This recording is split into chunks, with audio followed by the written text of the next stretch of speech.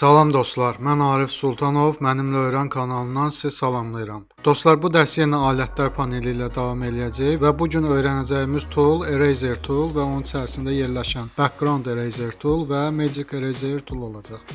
Bunların hər üçünün də klaviaturadan qısa yolu E hərfidir. Eraser toolu seçək və başlayaq.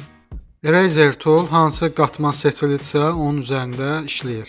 Məsələn, bunu açırıq və şəklimizi silirik. Fikir verin, üst qatmanda olan şəklimiz silinir, arxa şəkil isə olduğu kimi qalır. Və yaxud da arxadakı şəkli seçirik və istədiyimiz yerini silə bilirik. Ctrl-Z eləyərək əməliyyatları geri qaytarıram. Eraser tool'un özəlliklərinə gəlsək, dostlar, standart özəlliklərdir. Hansı ki, bunlara biz alətlər panelində toxunmuşuq və demək olar ki, hamısı eyni funksiyalardır. Buradan size-ını dəyişə bilirik, kəskinliyini dəyişə bilirik. Buradan isə opacity dəyərini dəyişə bilirik. Daha sonra gəlir Background Eraser tool. Seçirik və növbəti şəklimizə keçirik. Size-ını balacalaşdıraq. Baxın dostlar, burada biz Background swatch-u seçməklə silmək istədiyimiz rəngi buradan təyin edirik.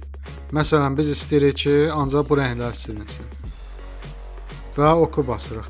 Tolerans dəyərin 1-ə gətirək. Daha sonra isə şəklimizin istənilən yerini silə bilirik. Baxın, biz bu tərəfə gəlsək belə bu rəngi silməyəcək. Yalnız seçdiyimiz rəngə uyğun hissələri silir.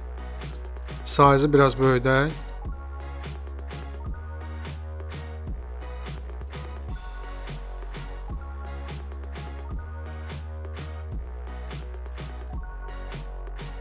Ctrl-Z eləyərək əməliyyatı geri qaytarıram.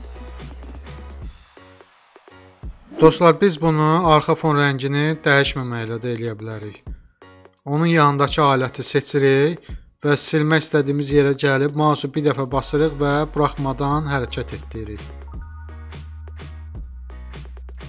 Baxın dostlar, yenə bu tərəfə gəlsəm belə bu rəngi silmir. Yalnız birinci dəfə üzərinə vurduğumuz rəngə uyğun hissələri silir.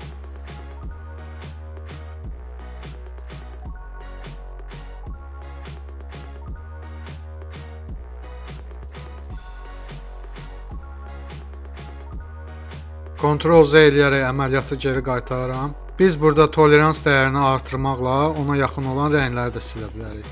Məsələn, növbəti şəklə keçək. Burada fikir verin, gəlir, amma bu tərəfə keçmir. Biz indi tolerans dəyərini məsələn 1 yox 10 eləsək, baxın dostlar, ona yaxın rəngləri də silir. Məsələn, indi tolerans dəyərini 20 eləsəm,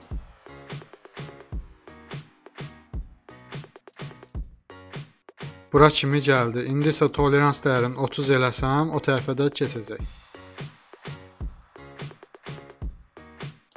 Ctrl-Z eləyərək əməliyyatları geri qaytarıram.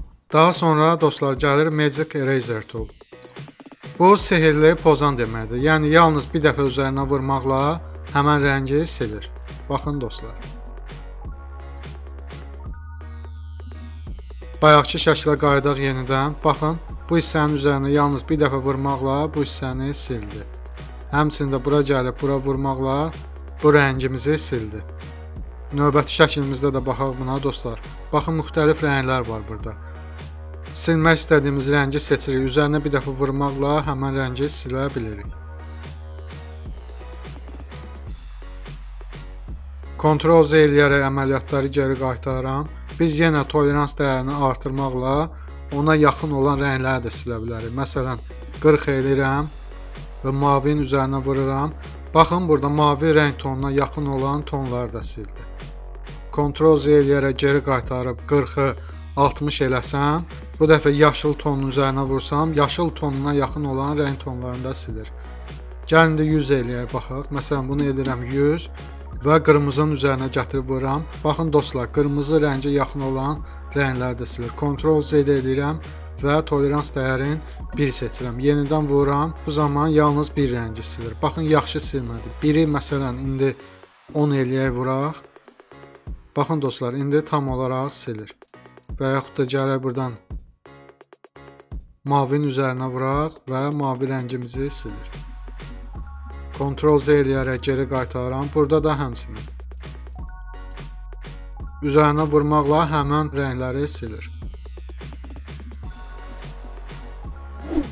Bugünkü dərsimiz bu qədər dostlar. Dərsim sizə faydalı oldusa, videonu bəyənməyi və kanala abunə olmağı unutmayın. Sağ olun, gələn dərslərdə görüşərik.